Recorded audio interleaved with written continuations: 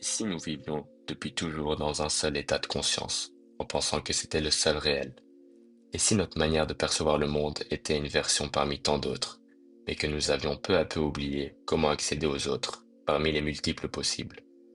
Bonjour à toutes et à tous et bienvenue sur Neuroscape. Dans cette vidéo, nous allons parler des états modifiés de conscience et de ce que cela implique réellement pour nous, l'humain. Cette vidéo n'est pas une provocation, ce n'est pas une glorification des drogues, ni une rébellion contre la science. C'est une invitation sincère à remettre en question nos évidences, à reconsidérer les frontières, parfois arbitraires, entre le normal et l'anormal, le réel et l'illusion, la lucidité et la folie. Dans cette optique, il convient d'explorer pourquoi certains états de conscience sont valorisés tandis que d'autres sont interdits, méprisés ou ridiculisés. Qu'est-ce que cela révèle de notre rapport au monde, à la liberté et à nous-mêmes?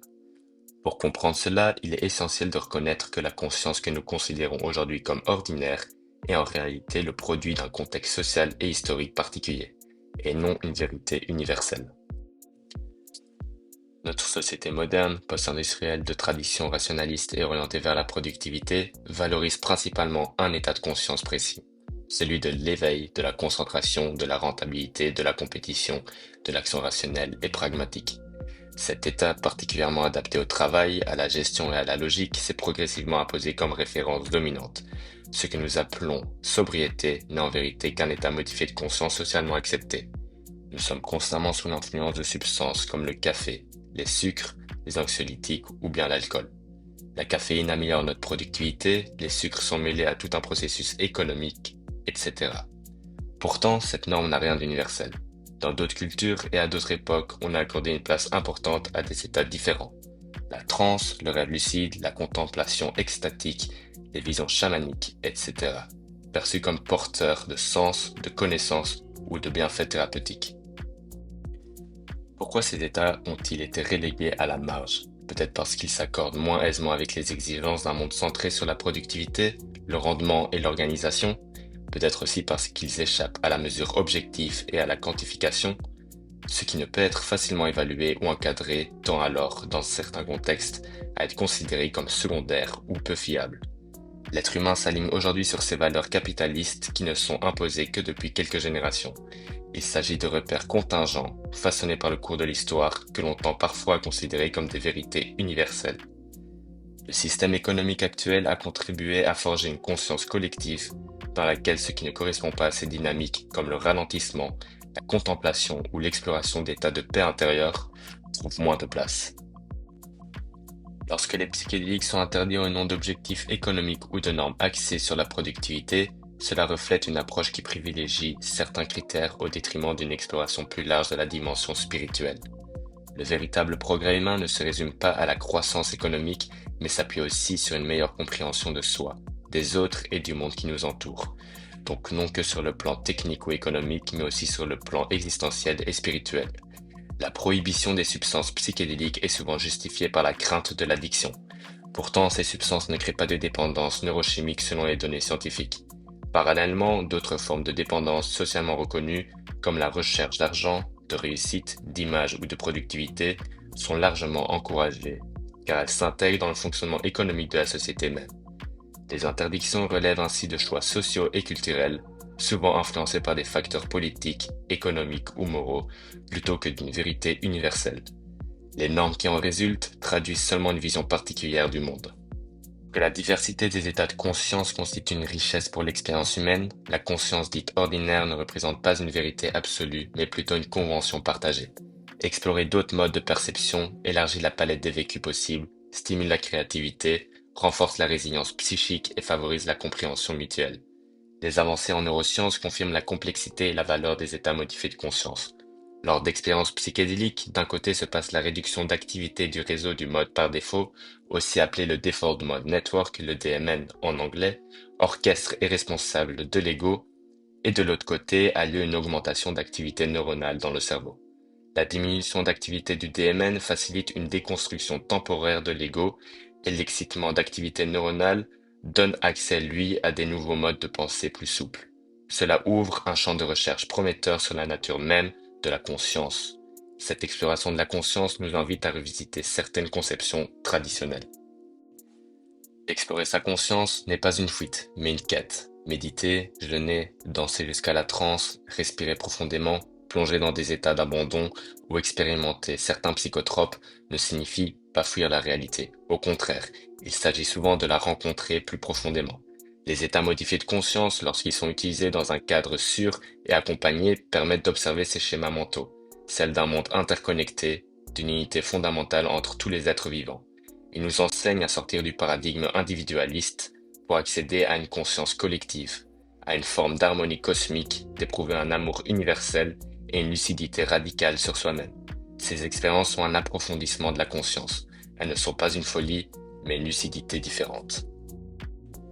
Cette capacité à moduler, explorer et comprendre notre conscience est en effet une dimension essentielle de la liberté individuelle. Pourtant, cette liberté soulève une question fondamentale. Dans quelle mesure peut-elle s'exercer pleinement lorsque certaines expériences de conscience sont restreintes, voire interdites? Comme le souligne le philosophe et informaticien Bernardo Kastrup, ce que nous appelons réalité n'est peut-être qu'un tableau de bord de perception, une interface utilitaire. La conscience ordinaire, loin d'être une vérité absolue, est un état dissociatif, un filtre qui sépare notre esprit de réalités plus vastes. L'expérience psychédélique, en réduisant l'activité du réseau du mode par défaut du cerveau, donc la zone cérébrale associée à l'ego, nous ouvre un voisinage cognitif, un espace élargi de conscience habituellement masqué. Ce n'est pas un simple délire, mais une autre couche de la réalité, souvent plus riche et plus signifiante. La conscience humaine est cet espace intime au cœur de notre existence. Pouvoir y accéder librement est une expression fondamentale de notre autonomie. Il est vrai que la restriction de certaines expériences trouve son sens lorsqu'elles mettent en danger autrui. Le contrat social nous rappelle que la liberté individuelle s'arrête là où commence celle des autres. Mais lorsque ces expériences ne concernent que la personne elle-même, sans impact sur son environnement ou autrui, la question de l'interdiction devient beaucoup plus délicate. Il est donc naturel de se questionner qui définit les limites de ce que nous pouvons vivre intérieurement. Il peut sembler paradoxal qu'une société qui valorise la liberté encadre strictement l'accès à certaines expériences internes. Par exemple, la consommation d'alcool, un dépresseur largement accepté socialement, est autorisée, tandis que certaines pratiques traditionnelles, comme la prise d'une décoction de plantes amazoniennes en contexte chamanique, ne sont pas autorisées. De même, il est courant de recourir à des benzodiazépines ou des antidépresseurs prescrits, alors que l'exploration introspective via des substances comme la psilocybine sont interdits et sont même placés en Schedule 1 drogue. Un autre paradoxe intéressant est que notre société accepte sans difficulté certains états modifiés de conscience liés au stress, à l'anxiété ou à l'insécurité, effet courant de notre mode de vie, tout en étant plus prudent vis-à-vis de ceux qui, au contraire, peuvent apporter apaisement, recentrage et réconciliation avec la vie. Il est fréquent de voir une personne traverser un burn-out, mais moins courant d'accueillir positivement un état d'extase. Pourtant, lorsque les psychédéliques sont utilisés avec discernement dans un cadre sûr et accompagné, ils peuvent soutenir un processus de guérison émotionnelle. Les traumatismes profonds ne trouvent pas toujours de résolution par la seule réflexion rationnelle. Ils peuvent nécessiter une transformation de l'état de conscience, une révisitation symbolique du passé que certaines expériences élargies de conscience rendent possible. Des milliers d'études montrent les effets thérapeutiques et bénéfiques de ces substances sur la dépression, le stress post-traumatique, les addictions ou encore l'angoisse existentielle. Ces substances ont la capacité de favoriser la guérison en nous offrant une nouvelle perspective sur ces pathologies. Elles peuvent permettre la création de nouveaux schémas et connexions cérébrales. Ces changements profonds ne peuvent survenir que dans un état modifié de conscience, qu'il soit induit par une substance ou par d'autres moyens. Pour préciser, il s'agit d'amener le cerveau vers un équilibre, ce qui peut également se faire par une routine de vie saine, une méditation ou d'autres pratiques. Cependant, nous savons tous que pour une personne confrontée à des troubles comme la dépression, il est souvent très difficile d'y parvenir seul, d'autant plus sans en comprendre pleinement les mécanismes sous-jacents. C'est pour cette raison que les psychédéliques suscitent un intérêt particulier. Ce ne sont pas des hallucinations absurdes, mais des langages symboliques, des messages adressés par notre conscience quand on la laisse respirer autrement.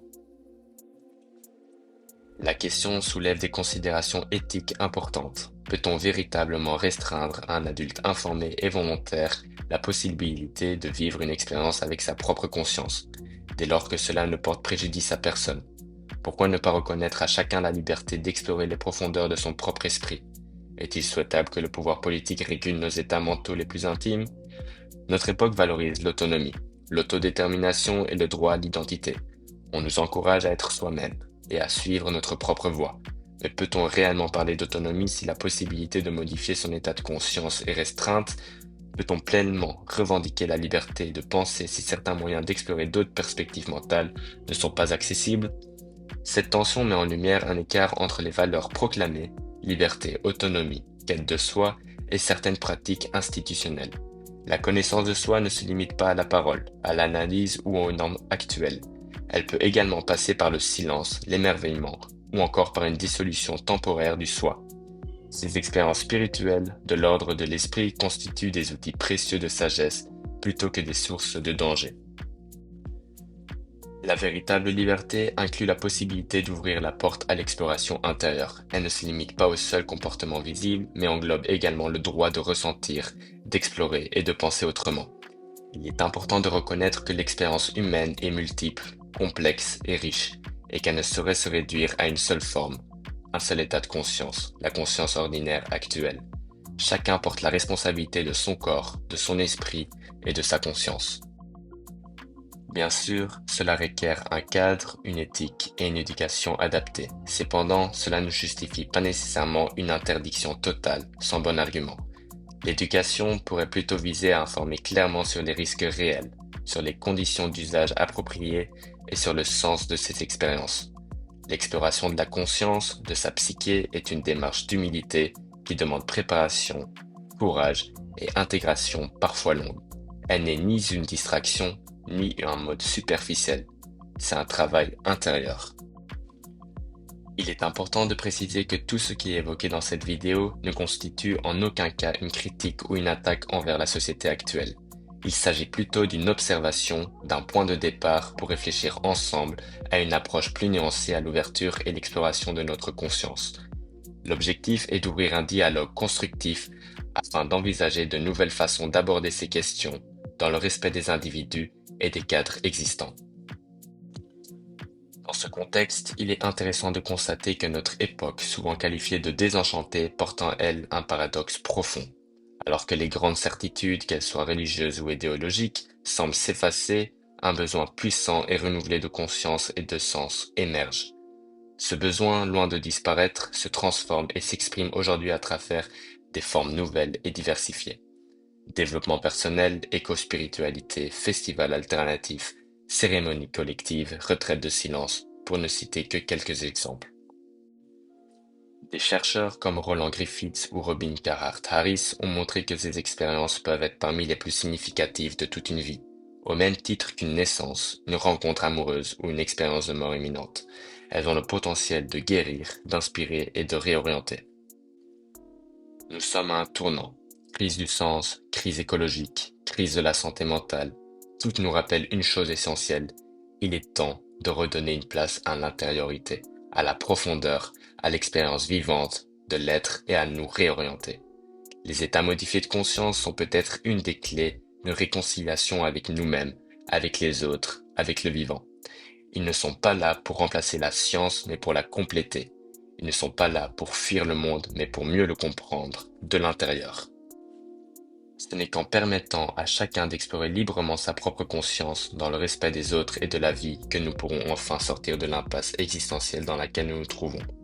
Depuis quelques années, une renaissance douce est en marche. Les revues scientifiques s'ouvrent, des universités prestigieuses comme Johns Hopkins, Imperial College ou Yale s'impliquent dans la recherche sur les psychédéliques. Des patients témoignent, des associations émergent, les lois évoluent, parfois trop lentement, mais elles évoluent. Ce qui était vu comme un délire hippie devient un sujet sérieux de recherche en neurosciences, psychologie, psychiatrie et anthropologie. Les anciens clichés s'effacent. L'idée que ces expériences ne sont que des tripes hallucinatoires, sans intérêt, sont remplacées par une vision plus nuancée, plus riche et plus respectueuse. Ce n'est pas un retour en arrière, mais une réintégration d'un savoir ancestral dans une approche contemporaine et rigoureuse. Nous sommes qu'au début d'un long chemin. Il est important de repenser nos cadres légaux et sociaux autour des états modifiés de conscience. Il ne s'agit pas de banaliser ou de glorifier les psychotropes, mais de reconnaître leur potentiel et d'accompagner leur usage avec sérieux, respect et responsabilité. Donner accès à ces expériences à ceux qui le souhaitent dans un cadre sûr et éthique, c'est honorer la liberté individuelle et le droit à la recherche du sens.